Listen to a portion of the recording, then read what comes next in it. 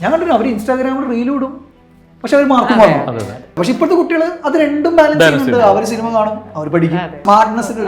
Smart work എന്നൊക്കെയാണല്ലോ അപ്പൊ പറയാ. Hard വർക്കിനേക്കാൾ വേണ്ടത് സ്മാർട്ട് വർക്ക് എന്നാണല്ലോ പറയാ. അവരുടെ നേച്ചർ ചിലപ്പോൾ എന്ത് ചെയ്തിട്ടുണ്ടാവില്ല, ഡിസൈഡ് ചെയ്തിട്ടുണ്ടാവില്ല. ചിലപ്പോൾ CA എന്ന് പറയുന്നതിന്റെ ഒരു അട്രാക്ഷൻ തോന്നിയിട്ടായിരിക്കും അവർ വരുന്നുണ്ടാവും. പക്ഷെ നമ്മളോട് ഇപ്പോൾ എനിക്കറിയാം, നമ്മളോട് ലക്ഷ്യയിൽ ഓൾറെഡി അഡ്മിഷൻ എടുക്കുന്നവർ അവർക്ക് കൃത്യമായിട്ട് പറഞ്ഞു കൊടുക്കുന്നുണ്ട്. അത്രയും മെറിറ്റോറിയസ് ആയിട്ടുള്ള ഒരു കോഴ്സാണ്, പ്രൈസ്ലെസ് ആണ്, വില കൊടുത്ത് വാങ്ങാൻ പറ്റാവുന്ന ഒരു ഡിഗ്രി അല്ലാതെ. ആള് ലക്ഷ്യയിൽ തന്നെ പഠിച്ചു, അതിനുശേഷം ആള് ഫൈനൽ എഴുതിക്കൊണ്ടിരിക്കുകയായിരുന്നു. തൽക്കാലത്തേക്ക് നമ്മുടെ മെൻഡറായിട്ട് ജോലി ചെയ്തു. ആ ജോലിയുടെ ഇടയിൽ ആള് പാസ്സായി. നെക്സ്റ്റ് ഡേ ICന്റെ മറ്റേ ക്യാമ്പസ് പ്ലേസ്മെന്റിൽ 1.5 ലാഖ് സ്റ്റാർട്ടിംഗ് സാലറി. 1.5 ലക്ഷം രൂപ സ്റ്റാർട്ടിംഗ് സാലറി. ഫസ്റ്റ് പാക്കേജ് നിന്ന് കിട്ടി നോക്കാൻ വേറെ എവിടെയാ കിട്ടുക? ഒരു ചാർട്ടേഡ് അക്കൗണ്ടന്റിന് മാത്രം അവകാശപ്പെടാവുന്ന കാര്യമാണ് ഫസ്റ്റ് സ്റ്റാർട്ടിംഗ് സാലറി 1.5 ലക്ഷം.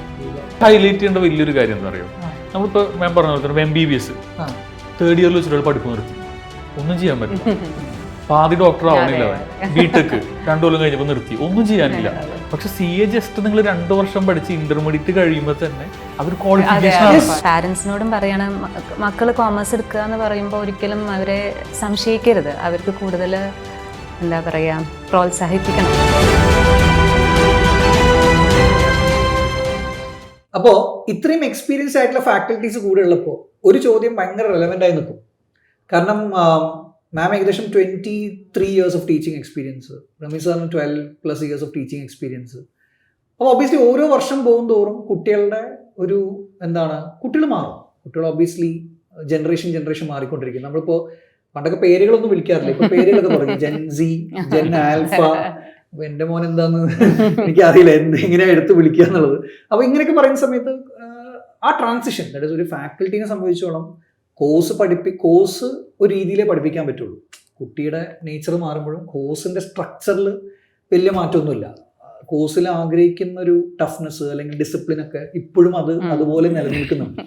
അപ്പോൾ ഇത്രയും വർഷം പഠിപ്പിക്കുന്ന സമയത്ത് മാമിന് എന്താണ്, അല്ലെങ്കിൽ സാറിൻ്റെ അടുത്ത് ഞാൻ വരാം, ഫസ്റ്റ് മാമിൻ്റെ അടുത്ത് പോകാം, ഇപ്പം എന്നെ പഠിപ്പിക്കുന്ന സമയത്തുള്ള കുട്ടികളുടെ ഒരു ക്വാളിറ്റി, അല്ലെങ്കിൽ ഇപ്പോൾ വരുന്ന കുട്ടികളുടെ ഒരു വേ ഓഫ്. കാരണം എൻ്റെ ഒരു പേഴ്സണൽ എക്സ്പീരിയൻസ് ഞാൻ പറയുകയാണെങ്കിൽ കുട്ടികൾ കുറച്ചുകൂടി ബെറ്റർ ആയിട്ടേ ഉള്ളൂ. മേ ബി അവർക്ക് ടെക് ഒക്കെ വന്നുകൊണ്ട് കുറച്ച് പേഷ്യൻസ് ലെവലൊക്കെ കുറച്ച് കുറവായിരിക്കും. എന്നാലും എന്നെക്കാട്ടും ബെറ്റർ ആയിട്ട് ഗ്രാസ്പ് ചെയ്യുന്ന കുട്ടികളാണ് ഞാൻ ഇപ്പോൾ റീസെൻ്റ്ലി കുട്ടികളെ കാണുന്നത്. അപ്പോൾ മാമിന് ആ ട്രാൻസിഷൻ ഉണ്ടല്ലോ, like from 23 years, how do you see students ഇത്രയും ടഫായിട്ടുള്ള, ഇത്രയും കൺസിസ്റ്റൻ്റ് ആയിട്ട് പഠിക്കേണ്ട, ഇത്രയും ഡിസിപ്ലിൻഡ് ആയിട്ട് പഠിക്കുന്ന കോഴ്സ് ഇപ്പോഴത്തെ കുട്ടികൾക്ക് ശരിക്കും ഈ ഒരു സാഹചര്യത്തിൽ ചെയ്യാൻ ബുദ്ധിമുട്ടാവും, അല്ലെങ്കിൽ ആ കുട്ടികൾക്ക് ഇപ്പോഴും മാമിൻ്റെ ഒരു അഭിപ്രായം എന്താണ് കുട്ടികളെ പറ്റിയിട്ട്?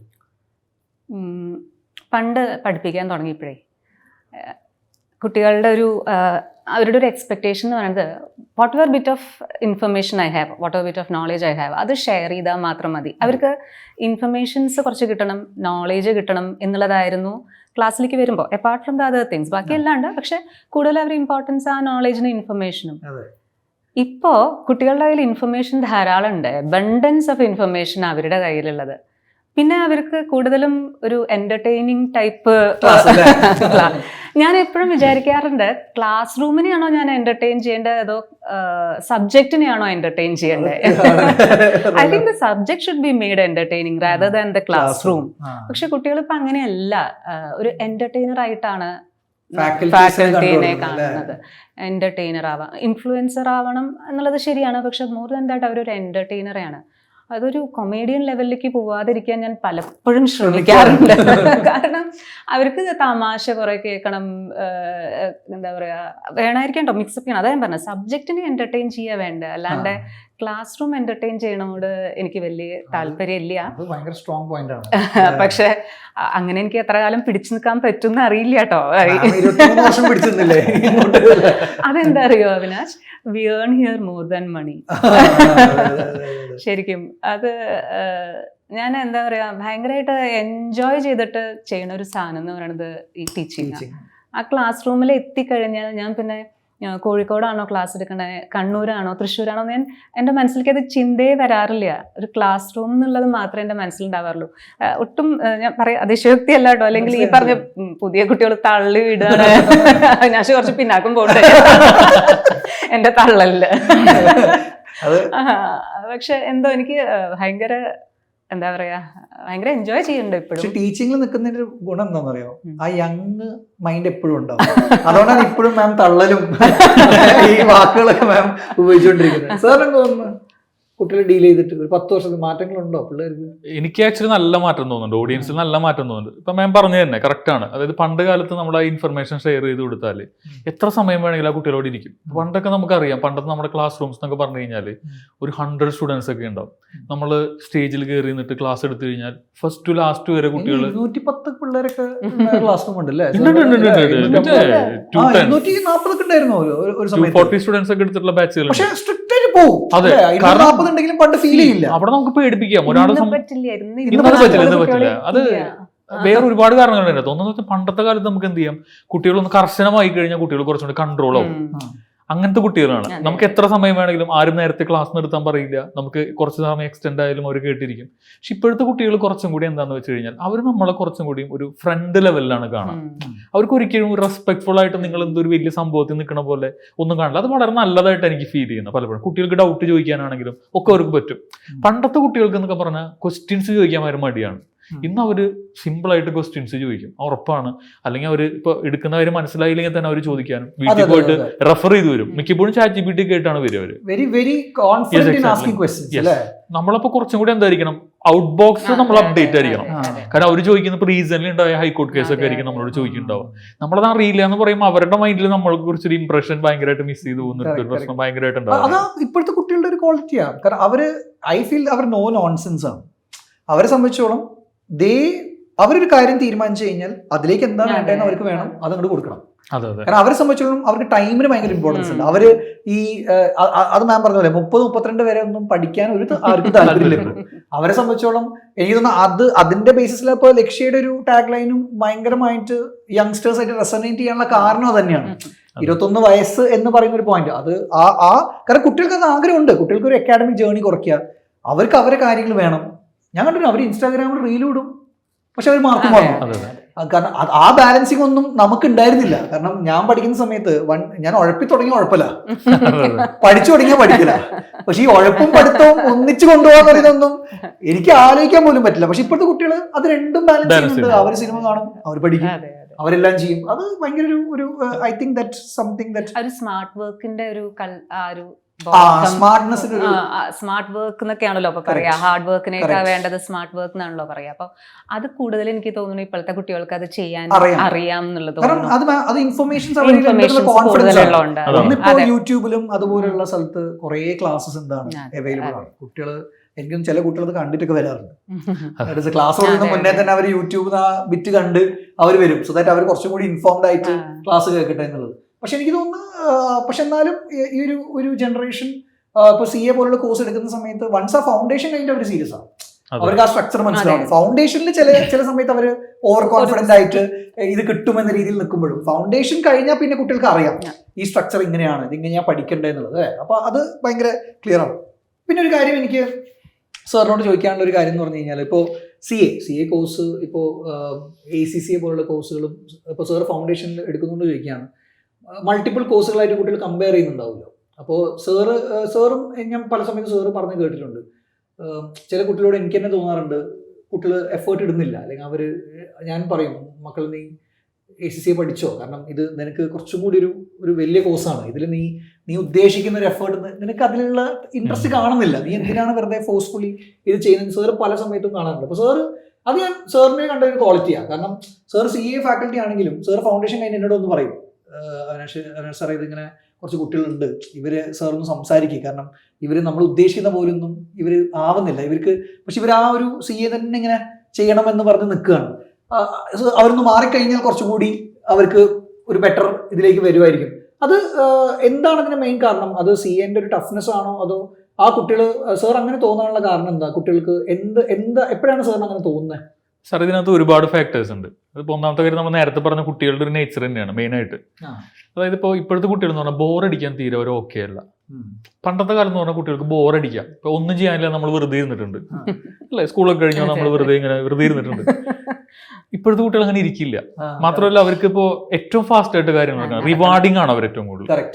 ഭയങ്കര റിവാണ്. ഇപ്പൊ ഒരു സ്ലോ മൂവി, ഇപ്പൊ നമ്മൾ റീസെന്റ് റിലീസ് ആയിട്ടുള്ള പടങ്ങളിൽ നോക്കി വളരെ പയ്യെ കഥ പറയുന്ന ഒരു സിനിമ പോലും ഇനി വിജയിക്കില്ല.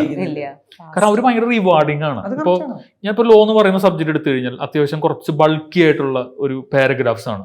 ഒരു കുട്ടി വന്നിട്ട് പറയുന്നത്, സാർ ഇത് ഷോർട്ടാക്കി തരൂ, ഇത്ര എനിക്ക് പഠിക്കാൻ പറ്റില്ല, ഇത് ഷോർട്ടാക്കി തരും. മാത്രമല്ല ക്ലാസ് നമ്മളൊരു 1 hour എടുക്കുമ്പോൾ തന്നെ അവർക്ക് പലപ്പോഴും നമ്മൾ എന്തെങ്കിലും റിവാർഡിങ് ചെയ്യണം. ഒരു ഫണ്ണി എക്സാമ്പിൾസോ അല്ലെങ്കിൽ കുറച്ചും കൂടി ത്രില്ലിംഗ് ആയിട്ട് എന്തെങ്കിലും കാര്യം ക്ലാസ്സിൽ കൊണ്ടുവരണം. അപ്പൊ അത് പലപ്പോഴും ഇപ്പോഴത്തെ കുട്ടികളിൽ നമ്മൾ അഡാപ്റ്റ് ചെയ്യാൻ നോക്കുമ്പോൾ നമ്മൾ മാക്സിമം ശ്രമിക്കാറുണ്ട്. പക്ഷെ അവിടെ എന്താ സംഭവിക്കുന്നത് വെച്ച് കഴിഞ്ഞാൽ ചില കുട്ടികൾ തീരെ ഓക്കെ അല്ല. എന്ന് പറഞ്ഞാൽ CA ഒബ്വിയസ്ലി നമുക്കറിയാം ഇരുന്ന് പഠിക്കണം, ഉറപ്പായിട്ടും പഠിക്കണം. അപ്പൊ പഠിക്കാൻ പറ്റായികൊന്നുമില്ല അവർക്ക്, പക്ഷെ അവർ ആ ഒരു നേച്ചറിലേക്ക് വരാൻ പറ്റുന്നില്ല. ഭയങ്കര റെസിസ്റ്റൻസ് ആ കുട്ടികളുടെ ഭാഗത്ത് നിന്ന് വരും. അപ്പോൾ നമ്മൾ എപ്പോഴും കുട്ടിയോട് പറയും, നിങ്ങൾ മാക്സിമം എന്ത് ചെയ്യണം, ഈ ഒരു അവസ്ഥയിലേക്ക് വരാൻ നോക്കുക, പഠിക്കുന്ന അവസ്ഥയിലേക്ക് വരാൻ നോക്കുക. അല്ലെങ്കിൽ നിങ്ങൾക്ക് ഇതേ അവസ്ഥയിൽ തന്നെ ഇരുന്നിട്ട് എന്ത് ചെയ്യാൻ പറ്റും, ഇതേ സാലറി തന്നെയുള്ള നല്ലൊരു കോഴ്സിലേക്ക് മാറാം. കാരണം സമയം പോകരുത് നമ്മുടെ. ഇപ്പൊ ഞാനിപ്പോ എൻ്റെ ഒരു 18ാമത്തെ വയസ്സിൽ ചെയ്യേണ്ട കാര്യം ഞാൻ 25 ചെയ്തിട്ട് കാര്യമില്ല. അപ്പൊ ഇപ്പൊ ഞാൻ ഓക്കെ ഈ ഒരു അവസ്ഥയിൽ ഇരുന്നിട്ട് ഇപ്പോഴത്തെ എൻ്റെ നേച്ചറിൽ ഇരുന്നിട്ട് എനിക്ക് എന്ത് ചെയ്യാൻ പറ്റും. അപ്പൊ അങ്ങനെ തോന്നുന്ന കുട്ടികളെ നമ്മൾ എന്ത് ചെയ്യാറുണ്ട്, പറഞ്ഞിട്ട് അവരോട് പറയാറുണ്ട്, നിങ്ങൾക്ക് ഇതേ അവസ്ഥയിൽ തന്നെ പഠിച്ചിട്ട്. ചില കുട്ടികൾ പറഞ്ഞു, സാർ എനിക്ക് ഒരു ദിവസം 1 മണിക്കൂറേ പഠിക്കാൻ പറ്റുള്ളൂ. അപ്പൊ ഒബ്വിയസ്ലി ചിലപ്പോൾ അവർക്ക് CA എന്തായിരിക്കും, ബുദ്ധിമുട്ടായിരിക്കും. ACC ആവുമ്പോൾ സബ്ജക്ട് വൈസ് ആയിട്ട് എഴുതാം. അപ്പൊ അവർക്ക് ആ സമയം 1 മണിക്കൂർ വെച്ച് പഠിച്ചാലും അവർക്ക് അത് പാസ്സായിട്ട് ഇതേപോലത്തെ നല്ല സാലറി തന്നെ അവർക്ക് എന്ത് ചെയ്യാൻ പറ്റും, ജോലി ചെയ്യാനായിട്ട് പറ്റും. പല കുട്ടികളും അഡ്മിഷൻ എടുക്കാൻ വരുന്ന സമയത്ത് തന്നെ അവരുടെ നേച്ചർ ചിലപ്പോൾ എന്ത് ചെയ്തിട്ടുണ്ടാവില്ല, ഡിസൈഡ് ചെയ്തിട്ടുണ്ടാവില്ല. ചിലപ്പോൾ CA എന്ന് പറയുന്നതിന്റെ ഒരു അട്രാക്ഷൻ തോന്നിയിട്ടായിരിക്കും അവർ വരുന്നുണ്ടാവും. പക്ഷെ നമ്മളോട് ഇപ്പോൾ എനിക്കറിയാം, നമ്മളോട് ലക്ഷ്യയിൽ ഓൾറെഡി അഡ്മിഷൻ എടുക്കുന്നവർ അവർക്ക് കൃത്യമായിട്ട് പറഞ്ഞു കൊടുക്കുന്നുണ്ട്, കോഴ്സ് ഇങ്ങനെയാണ്, ഇതെടുത്താൽ ഇതാണ്, ഇതെടുത്താൽ അങ്ങനെ പറയാറുണ്ട്. പക്ഷെ ഒരു സൊസൈറ്റിയിൽ ഉണ്ടാകുന്ന ഒരു ഗ്ലാമർ CA ആയതുകൊണ്ട് അവർ ആദ്യം CA എടുത്ത് നോക്കും. പക്ഷെ ഇടയ്ക്ക് വെച്ച് കുട്ടികൾക്കൊരു തോന്നൽ വരും, അന്ന് പറഞ്ഞ കോഴ്സിലേക്ക് മാറണോ വേണ്ടെന്നൊരു ഡൗട്ട് അവരും ഇങ്ങോട്ട് പറയാറുണ്ട്. ആ സമയത്ത് നമ്മൾ ചിലപ്പോൾ അവരോട് ഇങ്ങനെ അഡ്വൈസ് ചെയ്യാറുണ്ട്. അല്ല, അത് നല്ല കാര്യമാണെന്ന് എനിക്ക് തോന്നുന്നത്. കാരണം ഞാനെപ്പോഴും മനസ്സിലാക്കിയ ഒരു കാര്യം എന്താ വെച്ചാൽ, നമുക്കിപ്പോ ഓപ്ഷൻസ് അവൈലബിൾ ആവുമ്പോൾ നമുക്ക് എന്താണ് ഏറ്റവും സൂട്ടബിൾ അത് ചെയ്തു കഴിഞ്ഞാൽ ആ ഒരു റൂട്ട് എളുപ്പമായിരിക്കും. കാരണം ഇതിനൊരു ഡെഡിക്കേഷൻ വേണം. ഞാൻ എപ്പോഴും കുട്ടികളോട് പറയുന്നത്, CA ചെയ്യണമെങ്കിൽ you have to sacrifice certain things. Consistency, discipline ഇല്ലാണ്ട് ഈ കോഴ്സ് എന്ത് ചെയ്യാൻ പറ്റില്ല, പാസ് ആവില്ല. കാരണം ഇതിനൊരു ഷോർട്ട് കട്ട് ഇല്ല. CA ബേസിക്കലി വലിയൊരു ഷോർട്ട് കട്ട് ഇല്ല. എല്ലാം അത്യാവശ്യം സ്ട്രക്ചറായിട്ട് പഠിച്ച് കയറി പോകുന്ന കാര്യങ്ങളാണ്. പിന്നെ എനിക്ക് തോന്നുന്നു മാം ഒരു കാര്യം കൂടി പറഞ്ഞ് എനിക്ക് ഭയങ്കര സ്ട്രൈക്ക് ആയിട്ടുണ്ടായിരുന്നു റിഗാർഡിങ് ദ കോഴ്സ്. ഈ കോഴ്സ് എന്ന് പറഞ്ഞു കഴിഞ്ഞാൽ ഈ കോഴ്സിനെ വ്യത്യസ്തമാക്കുന്നത് ഇതിൻ്റെ ഒരു എന്താ പറയുക, ഈ ക്വാളിഫിക്കേഷൻ മെറിറ്റ് ബേസ്ഡ് ആണ് അല്ലേ മാം? അങ്ങനത്തെ ഒരു കാര്യം എപ്പോഴും എന്നോട് നേരത്തെ സംസാരിച്ചപ്പോൾ നമ്മൾ ജസ്റ്റ് ഒന്ന് സംസാരിച്ചപ്പോൾ മാം പറഞ്ഞു. അതെനിക്ക് ഭയങ്കര സ്ട്രൈക്ക് ചെയ്തു ആ പോയിന്റ്. അത് ഒന്നും കൂടി മാം ഒന്ന് വ്യൂവേഴ്സിനോട് പറയുകയാണെങ്കിൽ. അതിപ്പോ എൻ്റെ ഒരു ഇപ്പോൾ 25 ലക്ഷം റുപ്യ ഉണ്ടെങ്കിൽ ഒരു കൊല്ലം ചെലവാക്കാൻ എനിക്ക് എൻ്റെ കുട്ടിയെ ഡോക്ടറാക്കാൻ പറ്റും. ഒരു 10 ലക്ഷം റുപ്യ ഉണ്ടെങ്കിൽ അത്യാവശ്യം നല്ല എഞ്ചിനീയറിംഗ് കോളേജസിൽ ചേർത്തിട്ട് എഞ്ചിനീയർ ആക്കാം. വേറെ കുറേ കോഴ്സസ് നോക്കിക്കോളൂ. നമുക്ക് എന്താ പറയുക, മാനേജ്മെന്റ് സീറ്റ്സ് ഉണ്ടല്ലോ ഇതിലെല്ലാത്തിലും. അപ്പോൾ പൈസ ഉണ്ടെങ്കിൽ കിട്ടാവുന്ന കുറേ ഡിഗ്രികളാണ് പറയുന്നത്. പക്ഷേ ഇപ്പോൾ ഞാൻ ചാർട്ടേഡ് അക്കൗണ്ടൻ്റ് ആണ്, എൻ്റെ അച്ഛൻ ചാർട്ടേഡ് അക്കൗണ്ടൻ്റ് ആണ്, എൻ്റെ ബ്രദർ ചാർട്ടേഡ് അക്കൗണ്ടൻ്റ് ആണെന്ന് പറഞ്ഞിട്ടും ഞാൻ 1 കോടി റുപ്യ തരാമെന്ന് പറഞ്ഞാലും എനിക്ക് എൻ്റെ മകനെ ചാർട്ടേഡ് അക്കൗണ്ടൻ്റ് ആക്കാൻ പറ്റില്ല. അത് അവൻ തന്നെ തീരുമാനിക്കണം. അവന് CA ആവണമെന്ന് വെച്ചാൽ അവൻ ഡിസൈഡ് ചെയ്യണം. എനിക്കതിന് സഹായിക്കാനേ പറ്റൂ, അല്ലാണ്ട് എനിക്കതിൽ വേറെ ഒരു റോളും ഇല്ല ചെയ്യാൻ. അപ്പോൾ അവനവൻ്റെ മെറിറ്റിൽ മാത്രം പാസ്സാവാൻ പറ്റാവുന്ന കോഴ്സസ് ആണ് എനിക്ക് തോന്നുന്നു ഈ കോമേഴ്സ് റിലേറ്റഡ് ആയിട്ടുള്ള മിക്കവാറും എല്ലാ കോഴ്സസും. അവിടെ മെറിറ്റിനെ സ്ഥാനമുള്ളൂ, വേറെ ഒന്നിനും അവിടെ സ്ഥാനമില്ല. നമ്മുടെ ബാക്ക്ഗ്രൗണ്ടോ ഇക്കണോമിക്കൽ ബാക്ക്ഗ്രൗണ്ടോ വേറെ ഒന്നിനും നമുക്ക് സ്ഥാനമില്ല. റിസർവേഷൻ പോലും ഇല്ല.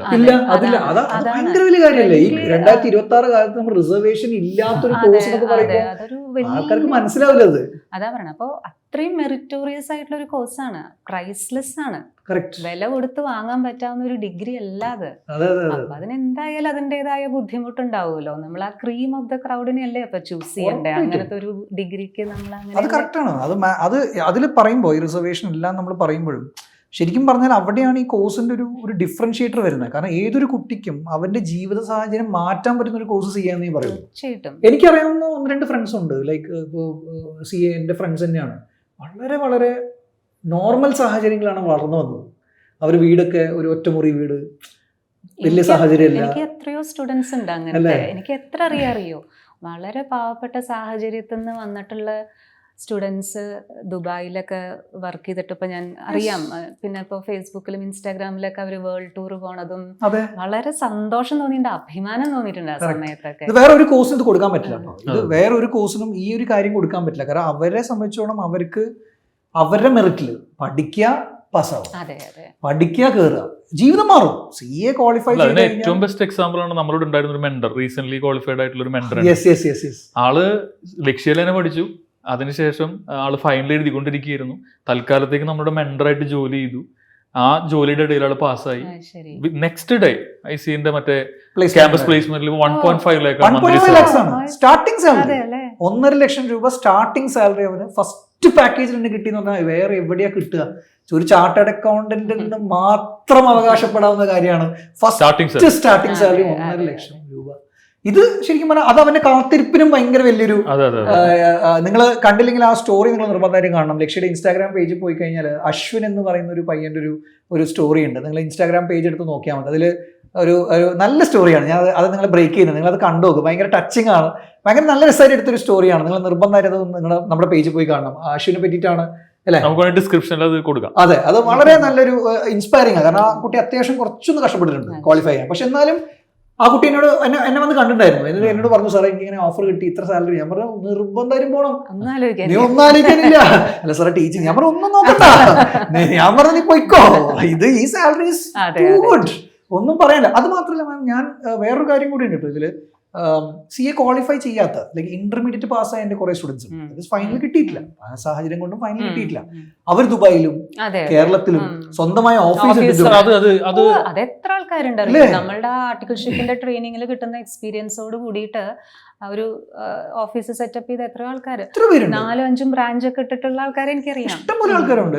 ഹൈലൈറ്റ് ചെയ്യേണ്ട വലിയൊരു കാര്യം എന്താ അറിയോ, നമ്മളിപ്പോ മാം പറഞ്ഞ പോലെ തന്നെ MBBS 3rd ഇയറിൽ വെച്ചിട്ട് പഠിപ്പ് നിർത്തി, ഒന്നും ചെയ്യാൻ പറ്റില്ല.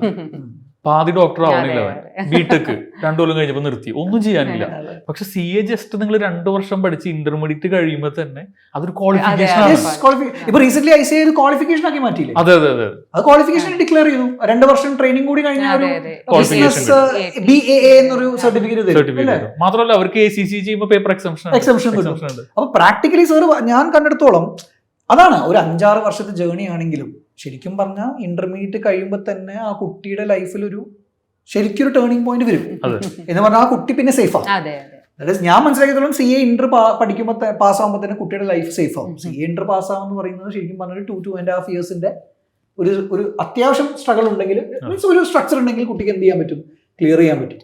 അപ്പോൾ ഇതാണ്. അപ്പോൾ ആ ഒരു ലെവലിൽ നോക്കുകയാണെങ്കിൽ ഇപ്പോൾ എനിക്ക് തോന്നുന്നു ലക്ഷ്യ പോലുള്ള ഇൻസ്റ്റിറ്റ്യൂട്ടിൽ നമ്മൾ ചെയ്യുന്നൊരു കാര്യം എന്ന് പറഞ്ഞാൽ തന്നെ ആ റിഗറസ് ആയിട്ടുള്ള ട്രെയിനിങ് കൊടുക്കുക, ക്ലാസ്സസ് കറക്റ്റ് സമയത്ത് നടത്തുക, നമ്മളൊരു വീക്ക്ലി എക്സാം നടത്തുക, അല്ലെ? അങ്ങനെ വരുന്ന സമയത്ത് ഒരു കുട്ടി ഈവൻ ഇപ്പോൾ ഒരു ആവറേജ് സ്റ്റുഡൻ്റ് ആണെങ്കിൽ ഇവിടെ വന്ന് മേ ബി ഫസ്റ്റ് അറ്റംപ്റ്റിൽ കിട്ടിയില്ലെങ്കിലും ഒരു 1, 2, 3 അറ്റംപ്റ്റ്, ഞാൻ എപ്പോഴും പറയും അറ്റംപ്റ്റുകൾ കൂടിയാലും CA പ്രശ്നമൊന്നുമില്ല. നമ്മളത് പാരന്റ്സ് മനസ്സിലാക്കേണ്ട കാര്യമാണ്.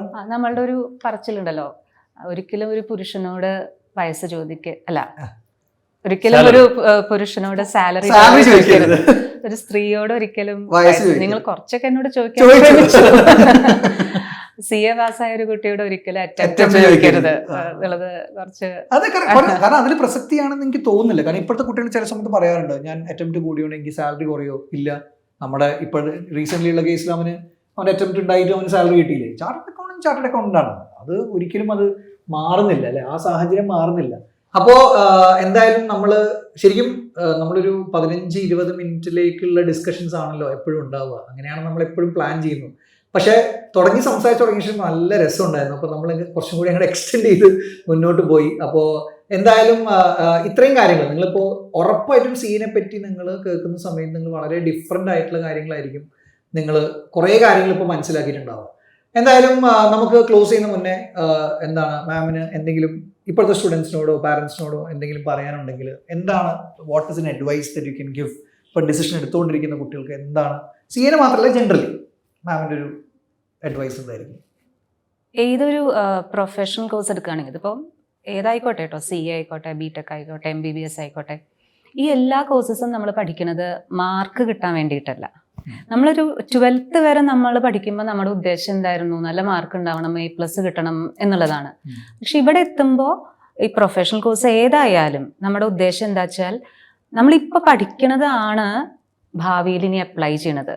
ഞാൻ ഈ ക്ലാസ്സിൽ കുട്ടികളോട് പറയും, ഞാൻ അവരെ ഒരു 25 ദിവസമൊക്കെ കാണുള്ളൂ, മാക്സിമം ഒരു 30 ഡേയ്സേ ഞാൻ അവരെ കാണുള്ളൂ. പക്ഷെ ആ 30 ഡേയ്സിൽ ഏതൊരു ഫാക്കൽറ്റിയും പറഞ്ഞു കൊടുക്കുന്ന നോളേജ് എന്ന് പറയുന്നത് ലൈഫ് ടൈം മുഴുവൻ അവർ അപ്ലൈ ചെയ്യാനുള്ളതാണ്. അപ്പോൾ എക്സാം പാസ്സായതിനു ശേഷമാണ് നമുക്ക് അതിൻ്റെ അപ്ലിക്കേഷൻ കൂടുതൽ വരിക. അപ്പോൾ ആ പഠിക്കുന്ന സമയത്ത് അത് ആ ഒരു അപ്ലിക്കേഷൻ ലെവലിൽ പഠിച്ചാൽ നമുക്ക് കാര്യങ്ങൾ കൂടുതൽ എളുപ്പമുണ്ടാവും എക്സാം പാസ്സാവാനും. ആ ലോജിക്കൽ ഇന്റർപ്രിട്ടേഷനും അതിൻ്റെ കോൺസെപ്റ്റും ഒക്കെ മനസ്സിലാക്കി പഠിക്കുക എന്നുള്ളത്. അപ്പോൾ കോമേഴ്സ് പോലുള്ള ഒരു ഫീൽഡും ഇതുപോലെ തന്നെ. നമ്മൾ ഈ പഠിക്കണ കാര്യമാണ് നാളെ ചെന്നിട്ട് MBBS അങ്ങനെ തന്നെ എല്ലാം. ഇന്നിപ്പോൾ ക്ലാസ് റൂമിൽ പഠിക്കണതാണ് നാളെ നിങ്ങൾ ആർട്ടിക്കിൾഷിപ്പിന് ചെല്ലുമ്പോൾ ചെയ്യണത്. അത് കഴിഞ്ഞിട്ട് നിങ്ങൾ CA പ്രാക്ടീസ് ചെയ്യുമ്പോൾ, ജോലിക്ക് പോകുമ്പോൾ, ഇതന്നെ പിന്നെയും അപ്ലൈ ചെയ്യാണ്. അപ്പോൾ 3 കാര്യങ്ങളായി കോഴ്സ് പാസ്സാവാൻ വേണ്ടു. 3 Ds ഞാൻ പറയും: ഡെഡിക്കേഷൻ, ഡിറ്റർമിനേഷൻ, ഡിസിപ്ലിൻ. ഈ 3 സംഭവങ്ങളും നിങ്ങൾക്ക് ഉണ്ടെങ്കിൽ നിങ്ങൾ കുറച്ച് ഹാർഡ് വർക്ക് ചെയ്യാൻ, അതും സിസ്റ്റമാറ്റിക് ആയിട്ട് ഹാർഡ് വർക്ക് ചെയ്യാൻ തയ്യാറുള്ള ഏതൊരാൾക്കും പറ്റിയിട്ടുള്ള ഒരു കോഴ്സാണ് CA എന്നാണ് എനിക്ക് തോന്നിയിരിക്കുന്നത്. ഞാൻ പറഞ്ഞില്ലേ, കുറച്ചു കാലം പഠിച്ചാൽ മതി, എന്നാൽ എത്രണ്ടും വേഗം നമുക്ക് പാസ്സാവാനും പറ്റും. വേറൊരു ഇമ്പോർട്ടൻറ്റ് പോയിന്റ്, നമുക്കതിൽ ഇൻവെസ്റ്റ് ചെയ്യാനുള്ള പൈസ എന്ന് പറയുന്നത് വളരെ ചെറിയ എമൗണ്ട് ഇൻവെസ്റ്റ് ചെയ്തിട്ടാണ് നമ്മൾ ഇത്രയും നല്ലൊരു സാലറി വാങ്ങണേ എന്നുള്ളതും കൂടി മനസ്സിലാക്കണം. അത്രയുമാണ് കോഴ്സിന്റെ ഫീസും സ്ട്രക്ചറും ഒക്കെ വളരെ ചെറിയ എമൗണ്ട് തന്നെ വരുന്നുള്ളൂ. അപ്പോൾ 3 കാര്യങ്ങൾ ഉണ്ടെങ്കിൽ, ഡെഡിക്കേഷൻ, ഡിസിപ്ലിൻ, ഡിറ്റർമിനേഷൻ, ഇതുണ്ടെങ്കിൽ സംശയിക്കേണ്ട. പാരൻസിനോടും പറയണം, മക്കൾ കോമേഴ്സ് എടുക്കുക എന്ന് പറയുമ്പോൾ ഒരിക്കലും അവരെ സംശയിക്കരുത്. അവർക്ക് കൂടുതൽ എന്താ പറയാ, പ്രോത്സാഹിപ്പിക്കണം. ഈ ഒരു ഫീൽഡിന്റെ സ്കോപ്പ് എന്താന്ന് മനസ്സിലാക്കിക്കൊണ്ട് അവരുടെ ഒപ്പം നിൽക്കണം. ചിലപ്പോൾ 1-2 പ്രാവശ്യം പാസ്സായില്ല എന്ന് വരാം, പക്ഷെ ദാറ്റ് ഇസ് നോർമൽ. ഞാനും ഒരു പ്രാവശ്യം തോറ്റിട്ട് തന്നെയാണ് പാസ്സായിരിക്കണത്. അപ്പൊ തോൽക്കുക എന്ന് പറയുന്നത് ഇവിടെ ഒരു നോർമൽ സംഭവമാണ്. ഫസ്റ്റ് ചാൻസിൽ ബോത്ത് ഗ്രൂപ്പ്സ് പാസ്സാവുക എന്നൊക്കെ പറഞ്ഞാൽ extra ordinary, extra brilliant. Otherwise ഇതൊരു നോർമൽ സംഭവമാണ്. എനിക്ക് തോന്നുന്നു നമുക്ക് ആ തോൽവിയെ ആക്സെപ്റ്റ് ചെയ്യാനുള്ള ഒരു കാര്യം കൂടിയും അല്ല ഈ കോഴ്സ് നമുക്ക് തരുന്നുണ്ട്. ജീവിതത്തിലെ നല്ല വശങ്ങൾ മാത്രമല്ലല്ലോ, ഒരിക്കലും പരാജയപ്പെട്ടു പോയാലും ഒന്നും ഇവിടെ സംഭവിക്കണില്ല എന്നുള്ള ഒരു സത്യം കൂടിയും ഈ കോഴ്സ്, ഒരു ഫിലോസഫിക്കൽ വഴിക്ക് വേണമെങ്കിലും ചിന്തിക്കാം, അതും കൂടിയും ഈ കോഴ്സ് നമ്മളെ പഠിപ്പിക്കുകയാണ്. ഒരു തോൽവി ഒന്നും ഒരു അവസാനമല്ല എന്നുള്ള കാര്യം കൂടിയും ഈ കോഴ്സ് നമ്മളെ ഇടയ്ക്കിടയ്ക്ക് ഓർമ്മിപ്പിക്കും. എന്താണ് 2 കാര്യങ്ങളാണ്. ഒന്ന്, എന്ത് മെസ്സേജാണ് കൊടുക്കുന്നത്, പിന്നെ ജനറലി രമേശ് സാറിന്റെ ഒരു എക്സ്പീരിയൻസ് രക്ഷയിൽ ഇത്രയും വർഷങ്ങളായിട്ട് എങ്ങനെയാണെന്നുള്ളത് കൂടി ഒന്ന്. ഓക്കെ, ശരിക്കും ഞാൻ ഇപ്പോഴത്തെ സ്റ്റുഡൻസിനോടൊക്കെ പറയാറുള്ളത്, നമ്മൾ പ്രസന്റ് ഹാപ്പിനെസ്സിനെ വല്ലാതെ ഫോക്കസ് ചെയ്യരുത്. പല കുട്ടികളും ഇപ്പോഴും അതിൽ വലിയൊരു മാറ്റം വന്നിട്ടില്ല. അതായത് ഈ +2 കഴിഞ്ഞ് കഴിഞ്ഞാൽ നമുക്ക് പിന്നെ കിട്ടുന്ന 3 വർഷം എങ്ങനെ എൻജോയ് ചെയ്യാം, ഒരു നല്ല കോളേജിലെ അറ്റ്മോസ്ഫിയർ, നല്ല അങ്ങനത്തെ ഒരു സിറ്റുവേഷനിലേക്ക് ഒരു എൻജോയ്മെന്റ് മാത്രം ഫോക്കസ് ചെയ്യുന്നുണ്ട്. അത് പലപ്പോഴും പ്രശ്നം ഉണ്ടാക്കുന്ന എപ്പോഴാന്ന് വെച്ച് കഴിഞ്ഞാൽ ആ 3 വർഷം കഴിഞ്ഞിട്ട് അവർ എങ്ങനത്തെ ജോലി ചെയ്യും. കറക്റ്റ്. നമ്മൾ എവിടെ ജോലി ചെയ്യുന്നു എന്നുള്ളതാണ് നമ്മുടെ ലൈഫിന്റെ കംഫർട്ട് ഡിസൈഡ് ചെയ്യുന്നത് ഉറപ്പായിട്ടും. കാരണം നമ്മളൊരു രാവിലെ 9 മണിക്ക് കയറി വൈകുന്നേരം 5:30 വരെ ജോലി ചെയ്യാന്ന് പറഞ്ഞു കഴിഞ്ഞാൽ നിങ്ങൾക്കൊരു സിംഗിൾ ലൈഫിലൊക്കെ നിൽക്കുമ്പോൾ ഓക്കെ ആയിരിക്കും. പക്ഷെ പിന്നീട് നിങ്ങൾ വളർന്നു വലുതായി ഒരു ഫാമിലിയായി കുട്ടികളായി കഴിയുമ്പോൾ നിങ്ങൾക്ക് ആ ജോബ് വലിയൊരു ബുദ്ധിമുട്ടാവും. പക്ഷെ അപ്പോഴത്തെ ഒരു ക്വാളിഫിക്കേഷൻ അനുസരിച്ച് നിങ്ങൾക്ക് വർക്ക് ലൈഫ് ബാലൻസ് ഉള്ള ഒരു ജോബിലേക്ക് പോകാനും പറ്റത്തില്ല. അപ്പം അതുകൊണ്ട് തന്നെ നമ്മളെപ്പോഴും ഇപ്പോഴത്തെ സ്റ്റുഡൻസിനൊക്കെ ശരിക്കും ഒരുപാട് തരത്തിലുള്ള റിസർച്ച് ചെയ്യാനുള്ള റിസോഴ്സസ് ഉണ്ട്. അപ്പം നിങ്ങൾ ശരിക്കും ആലോചിച്ചിട്ട് എന്ത് ചെയ്യുക, പ്രസന്റ് ഹാപ്പിനെസ്സിനെ ഫോക്കസ് ചെയ്യാതെ നമുക്ക് നല്ല ഒരു പീസ്ഫുൾ ലെവലിൽ ജീവിക്കാൻ പറ്റുന്ന ഒരു ജോബിലേക്ക് എങ്ങനെ എത്താൻ പറ്റും എന്ന് ചിന്തിക്കുക. കാരണം അപ്പോൾ നമുക്ക് +2 കഴിഞ്ഞൊരു 5 ഇയേഴ്സ് നമുക്ക് എത്ര ഹാർഡ് വർക്ക് ചെയ്താലും പ്രശ്നമില്ല. കാരണം നമ്മൾ ഹെൽത്ത് വൈസ് നമ്മൾ ഓക്കെയാണ്, വേറെ പ്രാരാബ്ദങ്ങളില്ല. അപ്പൊ റിസ്ക് എടുക്കാൻ പറ്റിയ ഏറ്റവും നല്ല സ്റ്റേജ് ഏതാണ്? ഈ ഒരു സമയമാണ്, ആ ഒരു സമയമാണ്. പിന്നെ പാരൻസിനോട് പറയുന്നത് വെച്ചാൽ ഡിസിഷൻ മേക്കിംഗ് എപ്പോഴും പ്രോപ്പർ ആവുക. നമ്മൾ ഇപ്പോഴത്തെ ഒരു കാലത്ത് ആരെങ്കിലും പറയുന്നത് കേട്ടിട്ടോ അല്ലെങ്കിൽ വെറുതെ എന്തെങ്കിലും ഒരു തോന്നലിന്റെ പേരിൽ ചെയ്യണ്ട. ഇപ്പൊ കുട്ടിയെ പലപ്പോഴും ഉണ്ടാവുന്നതാണ് പാരന്റ്സിന്. ഇപ്പൊ കൊമേഴ്സ് കഴിഞ്ഞവരായിക്കോട്ടെ വേറെവരായിക്കോട്ടെ, ഒരു നോർമൽ ഡിഗ്രിക്ക് പോകണോ പ്രൊഫഷണൽ കോഴ്സിന് പോകണോ, ഇത് രണ്ടേ ഉള്ളൂ. പക്ഷെ ഈ ഡിഗ്രിക്ക് മാത്രം പോകുമ്പോൾ ഒരു പ്രശ്നം എന്താ വെച്ച് കഴിഞ്ഞാൽ നാളെ പിന്നീട് ഒരു തിരിച്ചറിയാണ് എനിക്ക് ഒരു പ്രൊഫഷണൽ കോഴ്സ് ചെയ്യായിരുന്നു എന്ന് തോന്നിക്കഴിഞ്ഞാൽ തിരിച്ചു വരാൻ പറ്റില്ല. ആ സമയം നിങ്ങളിപ്പോൾ ഡിഗ്രിക്ക് അല്ലെങ്കിൽ ഒരു പ്രൊഫഷണൽ കോഴ്സിലേക്ക് പോവുകയാണ്. പ്രൊഫഷണൽ കോഴ്സ് ഇപ്പോൾ ലക്ഷ്യ പോലുള്ള സ്ഥലത്ത് ചെയ്യുമ്പോൾ നമ്മൾ ഇതിന്റെ കൂടെ തന്നെ എന്ത് കൊടുക്കുന്നുണ്ട്, ഓൾറെഡി ഡിഗ്രി കൊടുക്കുന്നുണ്ട്. അപ്പൊ അവർക്ക് ഒരു 3 ഇയേഴ്സ് കഴിയുമ്പോൾ അവരുടെ കയ്യിൽ ഓൾറെഡി എന്തുണ്ട്, ഡിഗ്രി ഉണ്ട്. അത് ഉറപ്പായിട്ടുള്ള കാര്യമാണ്. രണ്ടാമത്തെ കാര്യം ഒരു ടെൻഷൻ CA കിട്ടിയില്ലെങ്കിലോ എന്നുള്ളതാണ്. അതിന് നമ്മളിൽ കൃത്യമായ ഫോർമുല ഉണ്ട്. ഒരു കുട്ടിയെ നമ്മൾ ആദ്യം ഇപ്പോൾ CAക്ക് ജോയിൻ ചെയ്ത കുട്ടിയാണെങ്കിൽ നമ്മൾ ഫസ്റ്റ് ടൈം എക്സാം എഴുതിപ്പിക്കും, റിസൾട്ട് ഇവാലുവേറ്റ് ചെയ്യും, അവന് വേണ്ട കാര്യങ്ങൾ പറഞ്ഞു കൊടുക്കും, റിപ്പീറ്റ് ചെയ്ത് എഴുതിപ്പിക്കേണ്ട കുട്ടിയെ വീണ്ടും എഴുതിപ്പിക്കും. എന്നിട്ട് നടന്നില്ലെങ്കിൽ അവനെ നമ്മൾ കോഴ്സ് സ്വിച്ച് ചെയ്യും. അവന് പറ്റുന്ന കോഴ്സിലേക്ക് മാറ്റിയിട്ട് അവനൊരു 3 കൊല്ലം കഴിയുമ്പോഴത്തേക്കും ഡിഗ്രി മാത്രമല്ലാത്ത അവസ്ഥയിൽ ഉറപ്പായിട്ട് നമ്മൾ എന്ത് ചെയ്യും, അവിടെ പുറത്തെത്തിച്ച് ജോലി വാങ്ങിച്ചു കൊടുക്കും. നമുക്ക് കൃത്യമായിട്ടുള്ള പ്ലേസ്മെന്റും കാര്യങ്ങളൊക്കെ നമ്മൾ ചെയ്യുന്നുണ്ട്. അപ്പൊ അവർക്കൊരു റിഗ്രറ്റ് വരാനില്ല. സോ ഡിസിഷൻ മേക്കിങ്ങിൽ എപ്പോഴും കുറച്ച് കഴിഞ്ഞിട്ടുള്ള റിഗ്രറ്റിനെ കുറിച്ചും കൂടി നമ്മളൊന്ന് കൺസിഡർ ചെയ്യണം എന്നുള്ളതാണ് എനിക്ക് പറയാനുള്ളത്. ഒബ്വിയസ്ലി ഇതിൽ ഞാൻ ഒരു കാര്യം എനിക്ക് ചോദിക്കണം എന്ന് വിചാരിച്ചൊരു ചോദ്യം തന്നെയായിരുന്നു. ഇതിൽ CA ഇപ്പോൾ കോഴ്സ് ഇപ്പോൾ നമ്മൾ ഇപ്പോൾ ലക്ഷ്യ പോലെ സ്ഥാപനങ്ങൾ എനിക്ക് തോന്നുന്നു അത്യാവശ്യം നന്നായി പബ്ലിസൈസ് ചെയ്യുന്നുണ്ടല്ലോ എല്ലാ കോഴ്സസിനെയും. ഇപ്പോൾ TV-യിലൂടെയും അതുപോലെ ഹോർഡിങ്സ് ഒക്കെ വെച്ച് നമ്മൾ പബ്ലിസൈസ്. ഇപ്പോൾ മോഹൻലാൽ സാർ പോലെ ഒരാൾ പോലും ബ്രാൻഡ് അംബാസിഡറായി എടുത്തിട്ട് കേരളത്തിൽ പുറത്തു പോകുമ്പോഴാണ് മനസ്സിലാവുക ഇങ്ങനത്തെ കോഴ്സിന് യാതൊരു ഇപ്പോഴും അവയർനെസ് കുറവാണ്. അപ്പോൾ ആ ഒരു ഏരിയയിൽ നിങ്ങൾക്ക് എന്താ അഭിപ്രായം? ദാറ്റ് ഇസ് ഇപ്പോൾ in terms of do you think this was relevant, ഈ ഒരു kind of marketing and awareness among the public? Did it actually? കാരണം മാം പഠിക്കുന്ന സമയത്ത് ഇതൊന്നും ഉണ്ടാവില്ല. പക്ഷെ ഇന്ന് ഇത് ഭയങ്കരമായിട്ട് അതിനെങ്ങനെയാണ് കാണുന്നത്? ലൈക്ക് ഒരു റോ ആയിട്ട് ഞാൻ ചോദിക്കുകയാണ്, അതിനെ എങ്ങനെയാണ് കാണുന്നത്? അത് കുറച്ചൊരു എന്നാലും അത് മാം മനസ്സിൽ തോന്നുന്നു പറഞ്ഞു, മാഡം പിന്നെ എടുത്തു മാറ്റാലോ. അത് അല്ല, ഞാൻ പറഞ്ഞ ഇതിന്റെ അവയർനെസ് ഈ ഒരു ലെവൽ. ഇപ്പം ഞാനിപ്പോൾ ബാംഗ്ലൂരിൽ പോയിട്ടുണ്ട്. ഞാൻ റീസെൻ്റ്ലി പല സ്ഥലത്തും പോകുമ്പോൾ ഇപ്പോഴും കോമേഴ്സിൽ 5 പിള്ളേരേ ഉള്ളൂ. അവിടെ ഇല്ല, അവയർനെസ് ഇല്ല, ഒന്നും അറിയില്ല ഇപ്പോഴും കോഴ്സ്. കാരണം അതിന് ബേസിക്കലി ഞാൻ പറയുന്നത് മാർക്കറ്റിംഗ് ആണെങ്കിലും എന്താണെങ്കിലും it all creates awareness, it all creates more people. കാരണം ഇന്ന് നമ്മൾ നോക്കുകയാണെങ്കിൽ അത്രയും പിള്ളേർ വരാനുള്ള കാരണം ഇത്രയും അവയർനെസ് എന്ത് ചെയ്തുകൊണ്ടാണ്, ക്രിയേറ്റ് ചെയ്തുകൊണ്ടാണ്. അതിനെ പറ്റിയിട്ട് as from 10 years what is your opinion? ശരിക്കും നമ്മളൊരു കേരളത്തിലൊരു കൊമേഴ്സ് മാർക്കറ്റ് ഡെവലപ്പ് ചെയ്യുന്നതിൽ ലക്ഷ്യക്ക് വലിയൊരു പങ്കുണ്ട്. കാരണം ഇപ്പോൾ ഞാൻ ഈ ഫീൽഡിലേക്ക് വരുന്ന സമയത്ത് CA എന്ന് പറഞ്ഞാൽ എല്ലാവർക്കും അറിയില്ല, കമ്പ്യൂട്ടർ അപ്ലിക്കേഷനാണ്. മാത്രമല്ല ഇൻസ്റ്റിറ്റ്യൂട്ട്സ് എന്ന് പറയുന്ന ഒരു സെറ്റപ്പും ഇതേപോലെയല്ല. എന്ന് പറഞ്ഞാൽ ആർക്കും ഒരു ബിൽഡിങ്ങിന്റെ മുകളിൽ ചെറിയ റൂം എടുത്തിട്ട് ഒരു ഇൻസ്റ്റിറ്റ്യൂട്ട് പോലെ തുടങ്ങി അതിലൊരു 10 കുട്ടികൾ വെച്ചിട്ട് CA പഠിപ്പിക്കുന്നു. അതൊരു സിസ്റ്റമാറ്റിക് ആയിട്ടുള്ള ഒരു പഠന രീതിയോ ഒന്നും അന്നത്തെ കാലഘട്ടങ്ങളിൽ ഇല്ല ശരിക്കും. അപ്പം അത്രയും കുട്ടികൾ അറിയാത്തൊരു സമയത്താണ് നമ്മൾ തുടക്കത്തിൽ ലക്ഷ്യം എന്നുള്ളൊരു ഇത് കൊണ്ടുവരികയും നമ്മൾ തുടക്കത്തിൽ പത്രപരസ്യവും അതേപോലെ തന്നെ സ്കൂളുകൾ സെമിനാറുകളൊക്കെ എടുത്തിട്ടാണ് കുട്ടികളിലേക്ക് എത്തിച്ചിരുന്നത്.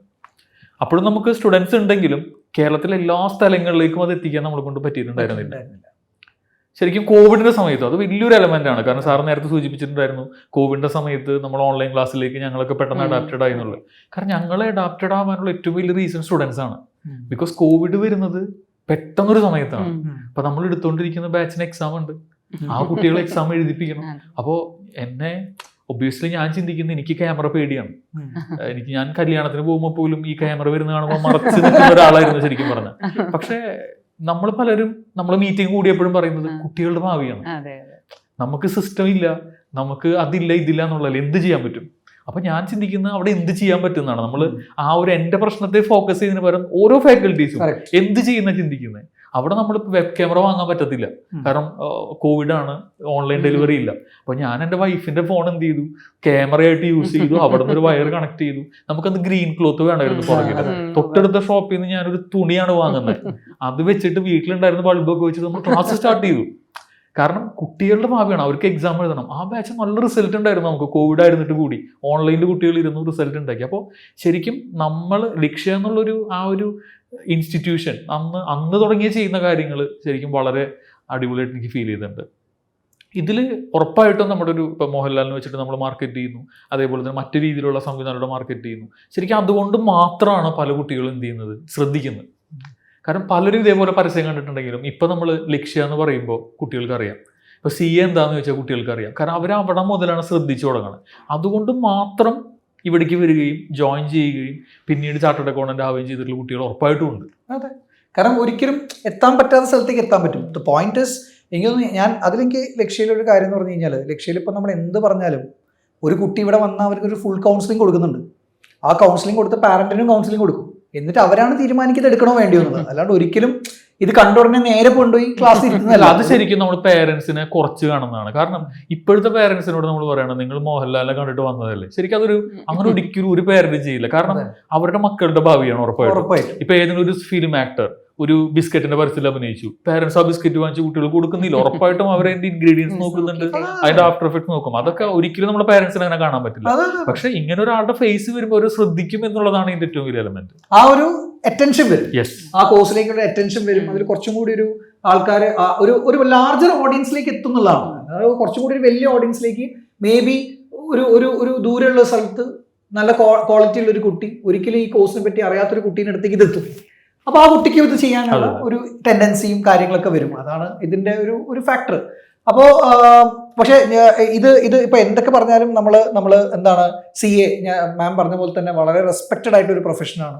ആ ഒരു റെസ്പെക്ട് ഈ കോഴ്സിന് എപ്പോഴും ഉണ്ട് അല്ല. ഇന്നും ഒരു ചാർട്ടേഡ് അക്കൗണ്ട് എന്ന് പറയുമ്പോൾ കിട്ടുന്ന ഒരു കൈൻഡ് ഓഫ് ഒരു എന്താ പറയാ, ഒരു ഇവരെ ഭാഷയിൽ കിക്ക് എന്ന് തന്നെ പറയാം. ആ കിക്ക് വേറെ ഒന്നിലും കിട്ടില്ല എന്ന് മാത്രമേ നമുക്ക് പറയാൻ പറ്റുള്ളൂ. അപ്പൊ എന്തായാലും thank you so much ma'am, thank you so much Ramees sir. നിങ്ങൾ കുറേ ടൈം സ്പെൻഡ് ചെയ്തു, നിങ്ങൾ ഇതിനു വേണ്ടി മാത്രം ഈ ടോക്ക് ഷോന് വേണ്ടി വന്നു. ഞാൻ എക്സ്ട്രീംലി ഹാപ്പിയാണ്. കാരണം ഇന്ന് ഞാനും കുറേ കാര്യങ്ങൾ, എനിക്ക് കുറേ പുതിയ കാര്യങ്ങൾ മനസ്സിലാക്കാൻ പറ്റി. മാം സയൻസ് സ്റ്റുഡൻ്റ് ആണെന്നും പിന്നെ എന്താണ് റമീസ് സാറിന്റെ വൈഫിന്റെ ക്യാമറ ആയിരുന്നു ഞാൻ ഇപ്പോഴാണ് മനസ്സിലാക്കുന്നത്, കണക്ട് ചെയ്ത കാര്യങ്ങൾ. ഇതൊക്കെ എനിക്ക് ഇന്ന് കുറേ പുതിയ കാര്യങ്ങൾ എനിക്ക് മനസ്സിലാക്കാൻ പറ്റി. സോ എന്തായാലും നിങ്ങൾക്ക് ഇനി കുട്ടികൾക്ക് എന്തെങ്കിലും ഡൗട്ടുകളോ അല്ലെങ്കിൽ നിങ്ങൾക്ക് എന്തെങ്കിലും സംശയങ്ങളോ ഉണ്ടെങ്കിൽ നിർബന്ധമായിട്ടും നിങ്ങൾ താഴെ കമൻറ്റ് ചെയ്യണം. നിങ്ങൾ കമൻറ്റ് ചെയ്ത് കഴിഞ്ഞാൽ വരുന്ന എപ്പിസോഡുകളിൽ ഇനി വരുന്ന നിങ്ങളുടെ സംശയങ്ങൾ നമുക്ക് ആ എപ്പിസോഡിൽ ഡീൽ ചെയ്യാം. വരുന്ന ഗസ്റ്റുകളോട് നമുക്കത് ചോദിക്കാം. അപ്പൊ എന്തായാലും ഇന്ന് നമ്മൾ എക്സ്പീരിയൻസ്ഡ് ആയിട്ടുള്ള 2 പേരെ കൂടെ നമ്മൾ സംസാരിച്ചു. നമ്മൾ CA നെ പറ്റി കൂടുതൽ അറിഞ്ഞു. ഇനിയും മുന്നോട്ടുള്ള സമയത്ത് CA ന്റെ കുറച്ച് ഡിസ്കഷൻസ് ഉണ്ട്. പക്ഷെ ഞാൻ വേറെ നല്ല ഡിഫറെന്റ് ആയിട്ടുള്ള 2 ഗസ്റ്റുകളായിരിക്കും അതിലേക്ക് കൊണ്ടുവരിക. അത് ആരാണെന്നുള്ളത് നിങ്ങൾ ആ എപ്പിസോഡ് കാണുമ്പോൾ നിങ്ങൾക്ക് മനസ്സിലാവും. അപ്പോൾ എന്തായാലും അതിലേക്ക് എനിക്ക് കുറച്ച് എക്സൈറ്റ്മെന്റ് ഡബിൾ ആണ്. അത് എന്തുകൊണ്ടാണെന്നുള്ളത് ഞാൻ എപ്പിസോഡ് സ്റ്റാർട്ട് ചെയ്യുമ്പോൾ ഞാൻ പറയാം. അപ്പൊ എന്തായാലും thank you so much for listening to the episode. And as I always say, have fun, take care of yourself, and finally always watch the full episode.